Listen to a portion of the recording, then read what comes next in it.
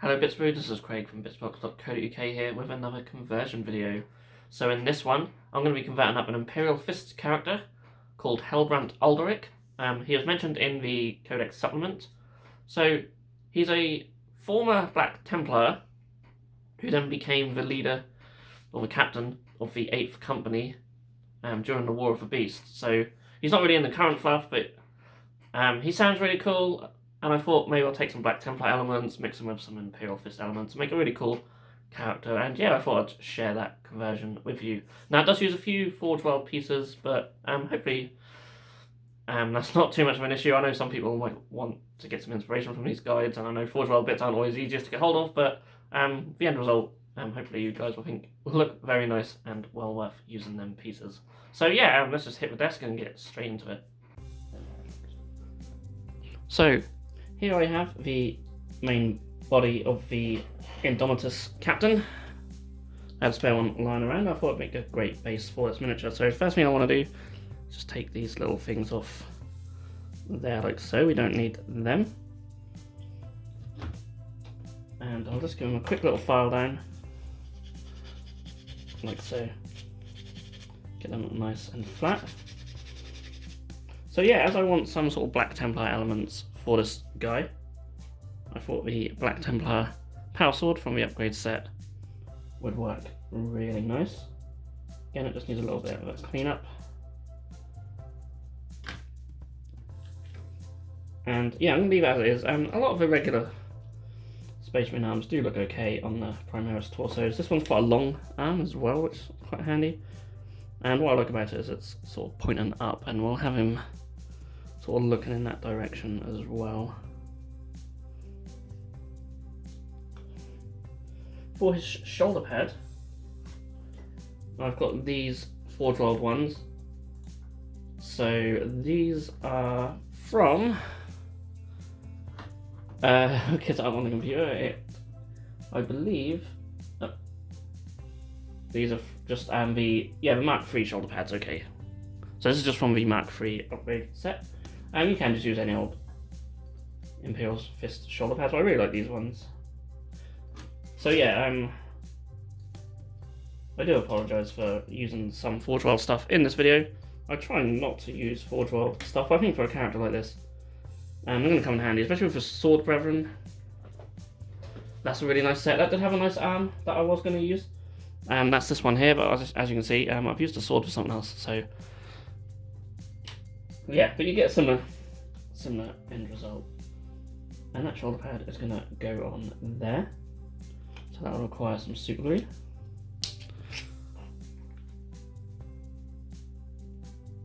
And then once this is on, this will probably take a few seconds to dry. I'll be back once it's dry. So I'm going to use the backpack for this captain, but I am going to chop this nice thing off the top, as I do want to replace that. And again, just file this top little area down flat, and just a little bit of glue there, and stick that on like so. And shoulder pad's not in the way, which is nice. So I'll get a lot of the simpler pieces put on first. He has a space for a little shield, so I got this one from the Black Templar upgrade sprue also. So yeah, he's going to end up having a mixture of Imperial Fist and Black Templar icons on him, but I think that's what I like about him. So he used to be a Black Templar, and he sort of ended up going to lead some Imperial Fists. And he's very much a sort of run-in and assault type guy, very different to your normal sort of what you'd expect from the Imperial Fists. Very cool character. It's a shame he's not sort of in the current fluff, but we're going to get a nice miniature out of this nonetheless. So I've got this really cool helmet, but I'm not going to put it on. I'm actually going to have him with a bear head. This helmet, I believe, is from the Templar Brethren, say it right, from Forge World.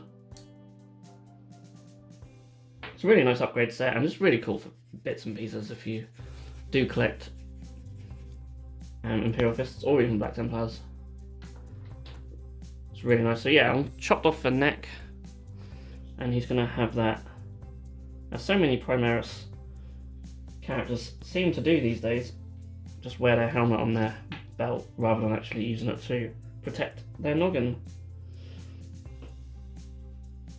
I'll stick that there like so. Hopefully the arm will still be able to fit on. I just thought it might be a bit awkward to try and place this after the arm, so I'll put that there, and hopefully the arm won't obscure it too much. So as for the arm that I'm going to use, that I need to get prepared with in a little while. I do also have this really cool sword and scabbard. I was thinking of taking the sword out and then maybe having the scabbard somewhere, and that probably ideally would have gone where the helmet's gone, but maybe we could squeeze that in the gap. I think that'd work. So I'm going to chop this like so. And again, the old trusty file, can't remember what I've done with it. And I'll get that, there it is. Get that sorted. So yeah, I should have thought about where this was going before I put the helmet on, but I think I can squeeze it up in the gap. Possibly, or we could even have it coming off the backpack. Or even on the front actually. Might not look too bad. Don't want to get too busy. I'll work that out. Maybe we'll just leave it for now. We'll see, but the backpack's alright. Just looks a little bit wonky. This is how it goes on though. Oh, I'm not liking that. Just squeeze it. There we go. There we go. That's better. So what I want to put on the back of the backpack, again going to the Templar Brethren, this really cool backpack banner, which I will show you as soon as I get it clipped off the little thingy. This thing is really, really awesome.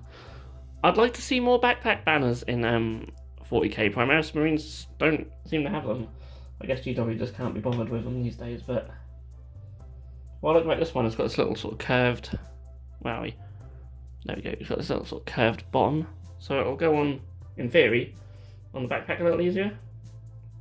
So I like how a lot of the old ones had this sort of flat join on the bottom and you're trying to glue them onto a curved backpack top.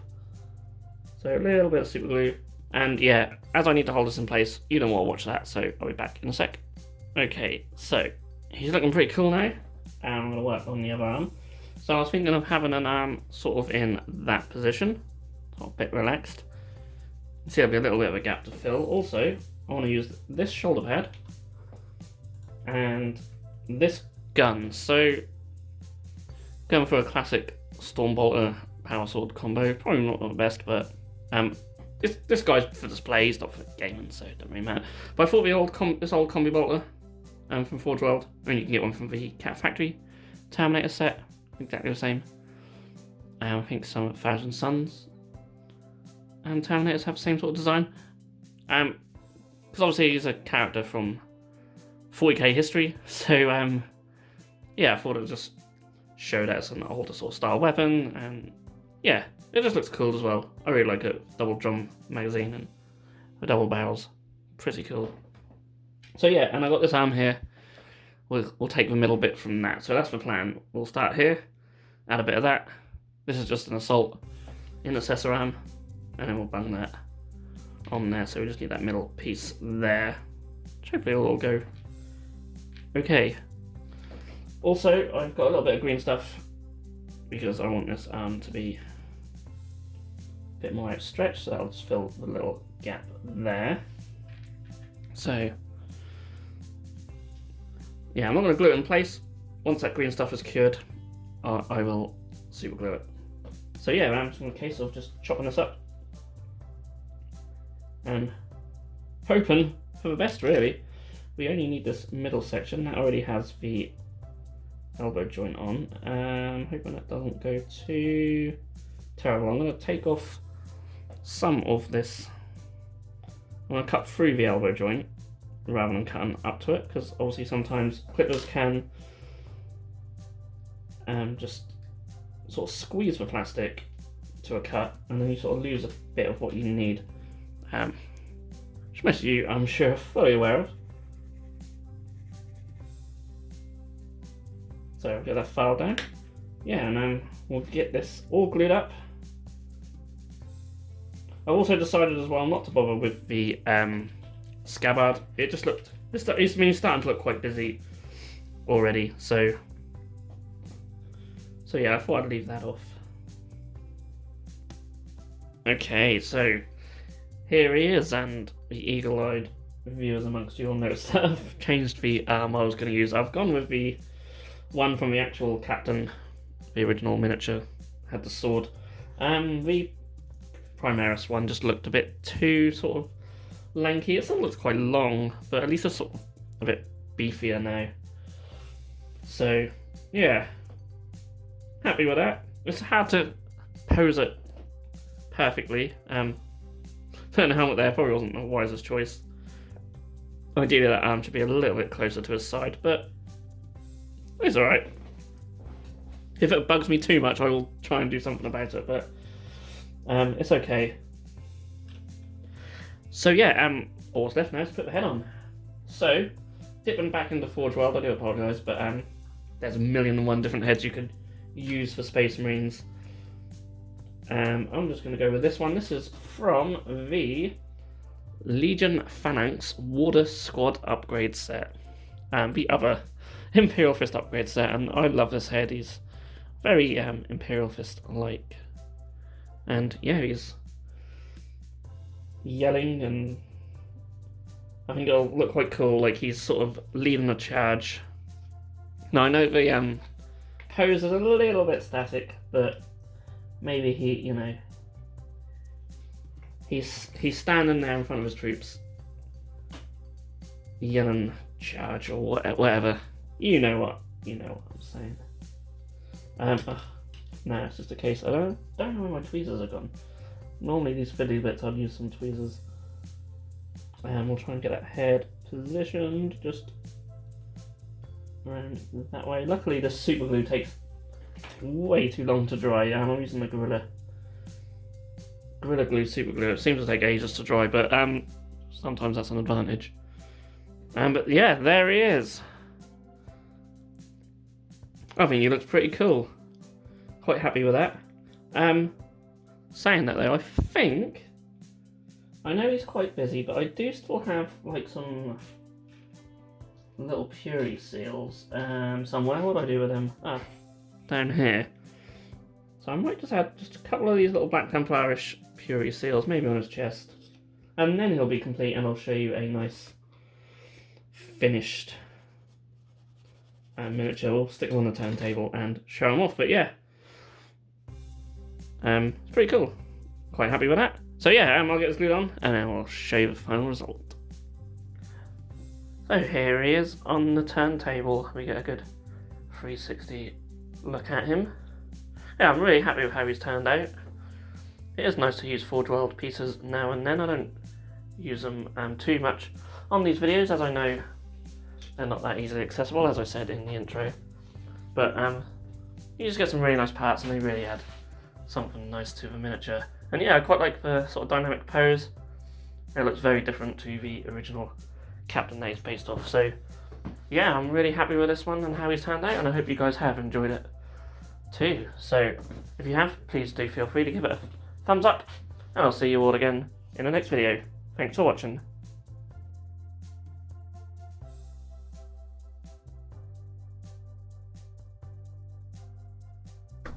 If you enjoyed this video, then please feel free to subscribe to our channel if you haven't done so already. You can also click that bell icon to be notified when a new video has gone live on this channel.